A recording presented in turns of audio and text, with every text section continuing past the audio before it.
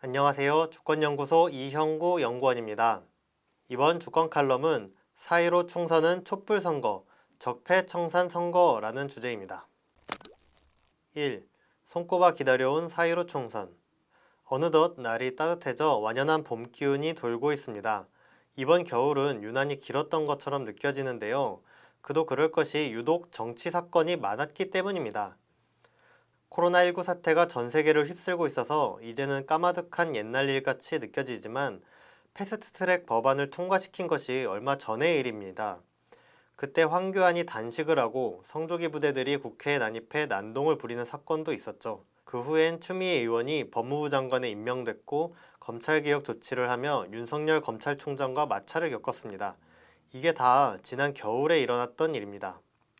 지난 겨울 동안 이렇게 사건이 많았던 것은 그만큼 총선을 앞두고 격전이 벌어지고 있다는 걸 보여줍니다.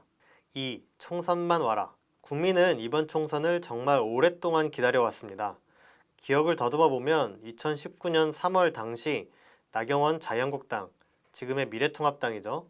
나경원 원내대표가 반민특위로 국민이 분열했다고 발언하자 국민들 속에선 토착 왜구라는 말이 널리 퍼져 사용됐습니다. 이어 2019년 4월 동물국회 사건이 일어났죠. 이때 민심이 폭발했습니다. 국민은 내년 총선은 한일 전이라는 구호를 들고 총선에서 적폐를 청산하자는 여론을 만들어갔습니다.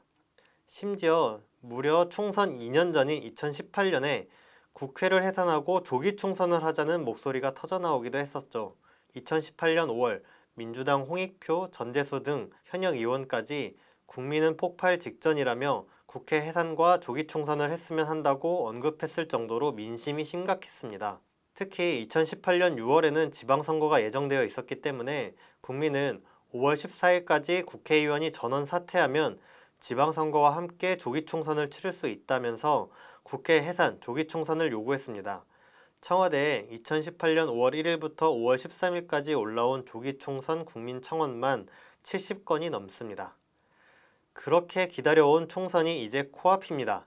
우리가 4.15 총선을 왜 이렇게 애타게 기다려왔었나요? 4.15 총선은 우리에게 어떤 의미를 갖는 선거인지 다시 한번 되짚으며 신발끈을 조여야 할 때입니다. 3. 4.15 총선은 촛불 총선. 이번 총선이 중요한 이유는 바로 촛불혁명 이후에 치러지는 첫 번째 총선이기 때문입니다. 2016년에서 2017년 우리는 촛불을 들어 박근혜를 탄핵하고 정권을 교체했습니다. 그러나 정권은 교체했지만 아직 국회에는 탄핵당한 박근혜 잔당들이 그대로 남아 있습니다. 박근혜 정권의 총리가 제1야당 대표로 있기도 하지 않습니까? 애초에 촛불 정권과 국회에 남은 탄핵 잔당들은 그 성격상 사사건건 부딪힐 수밖에 없죠. 때문에 문재인 정권은 출범 초기부터 탄핵 잔당과 사사건건 부딪혔습니다. 2017년 3월에 박근혜가 탄핵됐기 때문에 2017년 5월 대선을 통해서 정권이 교체됐죠. 한 해의 중간에 정권이 교체되었기 때문에 추경과 대대적인 장관 인사가 불가피했습니다. 그러나 탄핵 잔당들은 추경을 무조건 반대하고 당시 경제부총리 후보자를 제외한 모든 장관 임명에 반대했습니다. 장관 임명을 강행하면 국회를 보이콧하겠다는 엄포도 놓았습니다. 탄핵 장단들은 탄핵 직후에도 반성하는 기미를 보이지 않은 것입니다. 탄핵 잔당은 4.27 판문점 선언 국회 비중 같은 민족사적인 일도 가로막았습니다. 강원도 대형 산불이나 코로나19 사태같이 심각한 재난 상황에서도 추경 한 번 하기가 쉽지 않았죠. 공수처 같은 검찰개혁 법안도 심각한 진통 끝에 겨우 처리됐습니다. 적폐들은 개혁 법안을 저지하기 위해 성조기 부대를 국회에 난입시켜 폭행을 저지르는 만행까지 저질렀습니다. 촛불 정권의 탄핵 장단들의 국회가 공존하던 대한민국은 한쪽 바퀴가 빠진 수레와 같이 정상적인 국정 운영이 되지 않았습니다. 심지어 최근엔 탄핵당한 박근혜가 편지를 통해 정치에 개입하는 사건까지 일어났죠.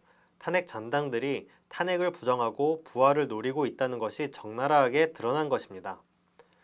촛불혁명과 탄핵 잔당은 공존할 수 없습니다. 대한민국은 촛불 이전으로 돌아가느냐 아니면 촛불혁명을 완성하느냐 둘 중 하나를 택해야 합니다. 그 분수령이 바로 4.15 총선입니다. 우리가 가야 할 길은 명백합니다. 4.15 총선에서 탄핵 장단들을 청산해 촛불혁명을 완성해야 합니다. 4. 4.15 총선은 적폐청산 총선. 우리가 박근혜를 탄핵한 건 단지 박근혜 한 명을 끌어내리기 위한 것이 아니었습니다. 촛불 국민은 적폐청산이라는 구호를 들었죠. 적폐란 오랫동안 쌓여온 패단이란 뜻입니다. 적폐들은 분단 70년에 걸쳐 기득권을 형성하며 대한민국을 지배해왔습니다. 그만큼 대한민국에 쌓인 패단이 많겠죠. 대표적인 적폐가 바로 친일적폐입니다. 미래통합당은 일본이 우리나라의 부당한 수출 규제를 통해 경제 침략을 하는 와중에도 일본 편을 들어 공분을 샀습니다. 독재 적폐도 남아있습니다. 5.18 때 광주 시민을 학살한 전두환과 민주정의당의 후예가 아직도 5.18 광주민중항쟁을 폭동이라고 부르며 역사를 뒤집으려 하고 있습니다. 심지어 민주화 이후 전두환과 노태우를 법정에 세웠을 때 성공한 쿠데타는 처벌할 수 없다며 미온적인 태도를 보인 검사도 4.15 총선에 출마합니다. 또한 적폐들은 분단의 기생에 남북관계 발전을 한사코 반대합니다. 2018년 남북관계가 발전할 때도 찬물을 끼얹기 바빴죠. 심지어 북미 정상회담을 방해하기 위해 미국까지 가서 북미 합의를 미뤄달라고 애원하는 꼴불견을 보이기도 했습니다. 선거 때 유리하자고 평화와 통일을 반대하고 한반도 전쟁 위기를 고취시키는 게 바로 분단 적폐들입니다. 뿐만 아니라 박근혜는 세월호 참사 때 구조하지 않음으로써 아이들을 비롯한 304명의 국민을 죽였죠. 그런데도 차명진은 세월호 참사를 폄훼하는 막말을 해놓고 왜 이렇게 못살게 구냐, 왜 이렇게 꼭지를 잡아 조리돌림하냐며 적반하장으로 나오고 있습니다. 적폐를 청산해야 대한민국이 앞으로 나아갈 수 있습니다. 그래서 우리 국민은 촛불을 들며 이게 나라냐라고 통탄하던 과거를 청산하고 국민의 나라, 나라다운 나라를 만들길 바랬습니다. 4.15 총선은 국민의 염원대로 적폐를 청산하는 선거가 되어야 합니다. 이제 4.15 총선이 보름밖에 남지 않았습니다. 이 보름 동안에 대한민국의 앞날이 바뀌게 될 것입니다. 오늘 주권 칼럼은 여기까지 하겠습니다. 감사합니다.